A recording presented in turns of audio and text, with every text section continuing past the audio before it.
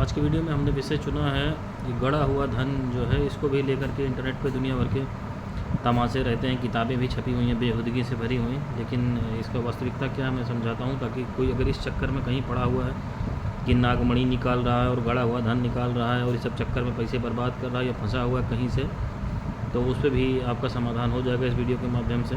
वास्तविकता आपको पता चल जाएगी। इसके पहले मैं एक अपने व्यूअर हैं उनका जो है प्रश्न इसमें लेता हूँ, और इनका ये प्रश्न है कि what are the symptoms of the वशीकरण on the person, facts and myths. देखिए, इसमें लक्षण जो सिम्टम है वो ये होते हैं, मैंने पहले भी बताया था कि वशीकरण का मतलब कि जिसने वशीकरण कराया है जिसके ऊपर, वो आदमी उसका हर सही गलत मानने को बाध्य हो जाएगा। उसको अंदर से तो लगेगा कि मुझे ये करना चाहिए, नहीं करना चाहिए, लेकिन वो करेगा वही जो वो आदमी कहेगा, भले वो उसकी बुराई करे, कुछ भी करे। और जितना तीव्र ये वशीकरण होगा, यानी जितना ज़्यादा उसके व्यक्तित्व पे कब्जा किया जाएगा, उतना ज़्यादा ये करेगा। जैसे जो स्त्रियाँ इस चक्कर में फंसी रहती हैं, वो जिस्मानी ताल्लुकात उन पुरुषों के साथ बनाती हैं, लेकिन उनको लगता है, सोचेंगी गलत कर रही हो, लेकिन वो रोज़ जाएंगे उनके साथ यौन संबंध बनाएंगे। तो ये इसमें सबसे ज़्यादा इसका जो दुरुपयोग है, ऐसे लोग उल्टे सीधे नौकरी में करते हैं और घर परिवार में करते हैं। हाँ, आकर्षण का प्रयोग जो होगा उसमें तो बिल्कुल भाप नहीं पाएगा व्यक्ति। वशीकरण में तो ये रहता है कि मैं ना चाहते हुए भी कर रहा हूँ, लेकिन आकर्षण का जो प्रयोग है, जो सम्मोहन का प्रयोग है, वो ज़्यादातर लड़के लड़कियों के बीच में होता है। तो उसमें जो है चूँकि आकर्षण होता है, तो इसलिए मन को प्रभावित किया जाता है, चित्त को प्रभावित किया जाता है अपनी तरफ खींचने के लिए। तो उसमें उसके भीतर प्रेम पैदा हो जाता है, सामने वाले के भीतर। कोई स्त्री है तो उस पुरुष के प्रति आकर्षित हो जाएगी। अब उसकी शकल सूरत अच्छी ना हो तो उसकी आदतें उसको अच्छी लगने लगेगी, उसी को जस्टिफाई करने लगेगी कि भाई ये देखने में नहीं अच्छा है तो चलो इसकी करनी धरनी बहुत अच्छी है, सूरत नहीं तो क्या सीरत बोलते हैं, सीरत अच्छी है, इस तरीके से वो, लेकिन उसको जस्टिफाई करेगी, लेकिन उसका आकर्षण ख़त्म नहीं होगा। और इसमें अभी मैं एक चीज़ और आपको बता रहा हूँ, इनका एक दूसरा प्रश्न ले लूँ कि will that person be influenced by close relatives, father mother after वशीकरण, कैन दे चेंज। ये सामूहिक वशीकरण पे होता है, जब उसके घर के ऊपर पूरे वशीकरण कर दिया जाएगा तो ये होगा। और इसी में मैं आपको एक घटनाक्रम बता रहा हूँ, जो एक इलाज मैंने किया था। और अपने एक गुरु भाई थे, हमारे गुरु भी थे, गुरु भाई भी थे, तो क्योंकि उम्र में मुझसे बहुत बड़े थे तो वो उस हिसाब से मेरे गुरु भी थे। और गुरु भाई ये थे कि हमारे और उनके गुरु एक ही हैं। ये घटना 2007-8 की है, तब मैं किसी अमल का उतने बड़े स्तर पर शामिल नहीं था। तो एक इस्लामिक परिवार, मुस्लिम परिवार ही है लखनऊ में ही, तो उस घर की जो है लड़कियां जो हैं मुझे राखी बांधती थी और मेरा वहाँ आना जाना था काफ़ी। उन लोगों की पढ़ाई लिखाई सब मेरे ही मार्गदर्शन में चल रही थी, और खाली लड़कियां थी, उसमें कोई भाई नहीं था। तो उनके घर पे एक हाफिज जी पढ़ाने आते थे और ट्यूशन पढ़ाने आते थे।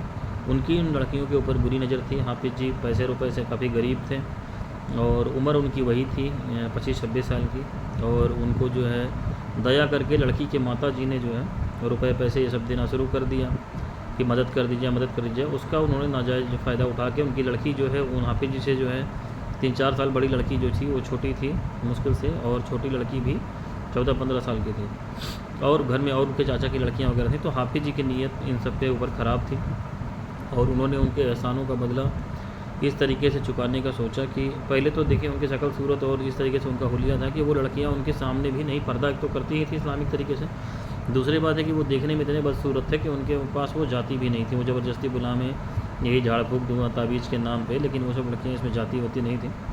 मैं कुछ समय के लिए बाहर गया हुआ था कारोबार के सिलसिले में उस समय, और जब मैं लौट के आया 2-3 महीने बाद, तो मैंने देखा कि जो है वही मेरी जो बहनें थीं जो मुझे राखी बांधती थीं, वो जो है उसी हाफिज जी के बगल में बैठ कर के जो है उनसे पढ़ रही हैं, कुछ न कुछ बातें कर रही हैं, घंटों उनके लिए नाश्ता बना करके ला रही हैं, उनके बगल में बैठ रही। तो मुझे थोड़ा इसमें संशय हुआ, क्योंकि मैं अमलियात उस समय सीख भी रहा था।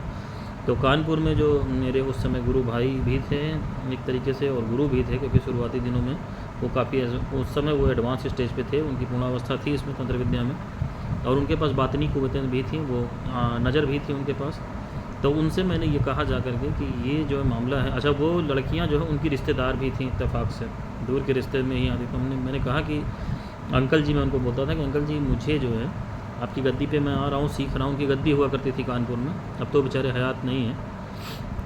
तो मैंने उनसे कहा कि ये मामला है और मुझे पूरा इसमें शक है कि ये लड़कियाँ इसको देखना नहीं चाहती थी, अब उसी के जो है बगल में बैठ रही हैं, बातचीत कर रही हैं, खाना पानी नाश्ता बना कर दे रही हैं। हो ना हो इसमें कोई दुर्घटना इसमें घट सकती है, आपकी रिश्तेदारी का भी मामला, बाकी मेरी तो बहन का मामला है ही, लेकिन मैं एक आम आदमी हूँ, अभी मैं अमलियात सीख रहा हूँ। तो मेरे कहने पर उन्होंने, चूँकि उनको इतना यकीदा था मेरे ऊपर, उन्होंने इन हाफिज़ जी के, वो लोग एडवांस स्टेज में साधना कर रहे थे जैसे अब हम लोग हैं, उन्होंने उनके हमजाद को खींच लिया हाफिज़ जी के। मेरे कहने पर हमजाद को पकड़ के मेरे सामने ही उन्होंने बुला लिया और हमजाद ने ये बात बताई कि हाँ जो ये कह रहे हैं, जो मैंने कहा था कि हाँ ये बात सही है कि इसने खिला करके इसमें जो है पूरे घर भर को मिठाई में, अपने घर से मिठाई ला करके और चीज़ें ला करके इस पूरे घर में लड़की की माँ को, बाप को, पूरे घर को खिला करके एक तो सामूहिक वशीकरण कर दिया है। दूसरी बात है ये बड़ी लड़की को लेकर इसकी नीयत में खोट है, ये इसको फंसा करके अपने साथ भगाने के चक्कर में या ऐसे ही निकाह करने के चक्कर में है।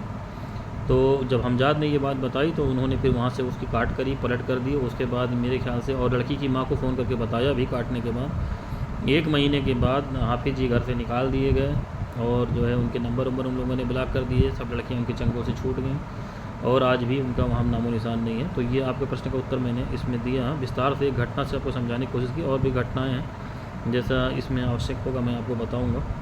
अब आज का जो हमारा विषय है कि ज़मीन में गड़ा हुआ जो धन है, जिसको दाफीना बोलते हैं, इसका क्या मामला होता है। देखिए 100 साल से पुराने के ऊपर जो चीज़ें हो जाती हैं ज़मीन के अंदर, उन पर जिन्नात का कब्जा हो जाता है कुदरती, फिर वो उसको कोई निकाल नहीं सकता है। ये अल्लाही निज़ाम जो चलता है इंसानों के लिए और जिन्नातों के लिए। पैसे की जो व्यवस्था मैंने बताया था कि जिन्नातों के भी घर परिवार कॉलोनी सब कुछ चलती है, तो ज़मीन के नीचे जो कुछ भी है उस पर इनका कब्जा है पूरी तरीके से, अब वो धन हो जो कुछ भी हो, और ये उस पैसे को निकालते हैं और निकाल करके खर्च करते हैं, उसका तरीक़ेकार होता है। जैसे अब रात में कभी देखेंगे कि मिठाई की दुकानों पे बहुत ज़्यादा भीड़ हो जाती है। जिन्नात 90 तकनीकी के जो है शकल अख्तियार कर सकते हैं, वो इंसान के रूप में जाते हैं और बाज़ारों में ख़रीदारियाँ भी करते हैं, खाते पीते ज़्यादा ये मीठी चीज़ें ही खाते हैं। तो ये तो आपके समझने के लिए मैंने बताया। फ़िलहाल ज़मीन के नीचे का जो मामला है, तो ये 100 साल पुराना अगर हो गया तो ये कुदरती रूप से उनके पास चला जाएगा, फिर आपको मिलने की बिना उनकी मर्ज़ी की कोई संभावना नहीं। अच्छा 100 साल के कम का भी है तो उसमें भी बहुत सारी कंडीशन होती हैं कि उसके नीचे है, अगर उसको निकालने पर आपके घर में किसी की तबीयत नहीं ख़राब हो रही, खुदाई में जैसे कोई घर खोदा जा रहा है, अचानक से उसमें कोई चीज़ मिल जाए, तो इसका मतलब क्या है कि उसमें डिस्टर्बेंस नहीं है, क्योंकि अगर कोई रहेगा तो उसको सरका देते हैं ज़मीन के नीचे से।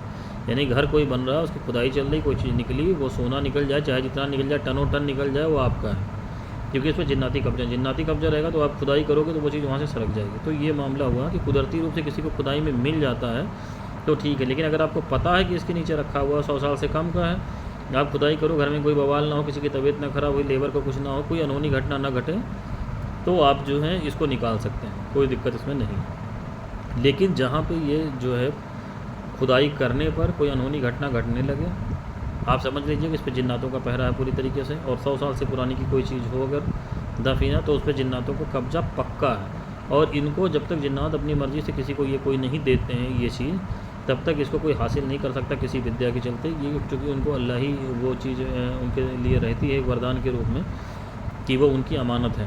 अब इसमें जो निकालने की प्रक्रिया आती है उसमें कुछ मामला ऐसे होते हैं जिसमें दरगाहों की मदद से या हिंदू देवी देवताओं की मदद से इसको निकाला जाता है। कामाख्या तंत्र में, दक्षिणा काली में भगवान महाकाल के जो साधक हैं वो इसको निकाल सकते हैं, लेकिन उसमें फिर शर्त यही होती है कि मैक्सिमम केसेस में इनके हिस्से फिर लगते हैं उस तरीके से। जैसे दरगाह के जरिए कोई काम किया जाए तो उसका हिस्सा दरगाह से जो है, जो पहुंचा हुआ कोई आमिल हो दरगाह से जिसने रुजू करके, तो वो बुजुर्ग बताते हैं इसमें कि कितना हिस्सा दरगाह में जाएगा, कितना हिस्सा गरीबों में जाएगा, कितना हिस्सा आप प्रयोग कर सकते हैं। जैसे 3 हिस्से हो गए, 4 हिस्से हो गए, वैसे उसको बताया, तब उसका तरीक़ेकार होता है। और फिर जिन्नातों का भी हिस्सा उसमें तय होता है कि कितना उनको जाएगा, यानी कितना आपको ज़मीन के अंदर छोड़ देना है।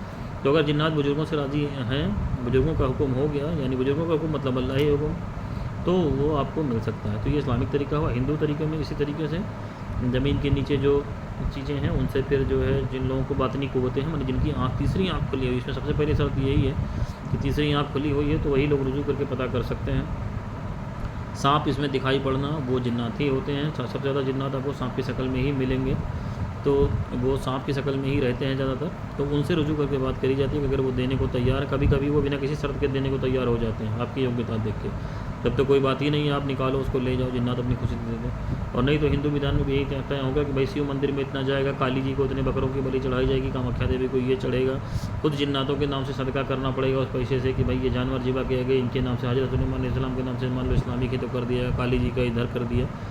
तो ये पूरी तरीक़ेकार जो है एक समझौते के तहत होता है। वो जिन्नात का जो वहाँ का मुखिया होता है, जिसके कब्जे में वो होता है, अगर बात बनती भी है निकालने की तो वो वही इसका तरीक़ेकार पूरा सुलह समझौते के तरीके करके निकाला जाता है और उसको दिया जाता है। ऐसे नहीं कि कहीं पड़ा है और जाके खोद लिया उठा लिया। मैंने ऐसे ऐसे भी केस देखे, अभी यही बहराइच में ही ये केस आया था आज के 3 साल पहले हम लोग के पास, कि वो कमरा था, कमरे के अंदर ऐसे बोरा दिखा रहा था, सोने के सिक्के भरे हुए थे, लेकिन कभी भी वो कोई उस कमरे में भी अगर जाता था तो उन मालिक का एक लड़का था, वो गंभीर रूप से बीमार पड़ जाता था। कभी किसी ने उसको छुआ नहीं, आप खोदने की तो छोड़ो, ज़मीन के ऊपर वो पूरी बोरी दिखाई पड़ रही थी। आज तक उसको कोई खर्च नहीं कर पाया है, उस पर जिन्नाती पहरा, कोई सांप वाप कुछ नहीं था, बस आप उसके नज़दीक जाओ मरने लगोगे। तो ऐसे और बहुत सारी घटनाएं हमने देखी हुई हैं। तो ये आपके समझने के लिए बताया कि कोई दाफीना या इस तरीके के निकालने के चक्कर में है अगर, तो किसी बड़े आमिल से संपर्क करें, फिर वो उन शक्तियों से रुजू करके जो भी होता है उनकी मर्ज़ी से होता है और उसका पूरा तरीक़ेकार अपनाना पड़ता है, उसी केस में निकलता है। और जब तक कुदरती रूप से आपको ये चीज़ ना मिले या खुद कोई जिन्नात इसमें खबर ना करे आपको, कि रुजू करे आपसे कि भाई इसको निकालिए, ये चीज़ है, जैसे सपने में आप निकाल लो, क्योंकि कभी कभी होता है कि वो उसको खर्च नहीं कर पाते हैं किसी वजह से, तो वो चाहते हैं कि निकल करके फिर वो तरीक़ेकार से उनको मिल जाए। तो ऐसी कोई घटना घटे तभी इस केस में हाथ लगाओ, नहीं तो आप लोग फिर इसमें बर्बादी और जान जाना तय है। किसी ने इस तरीके का काम किया तो उसकी जान तुरंत चली जाएगी। तो इस वीडियो में आज के लिए इतना ही।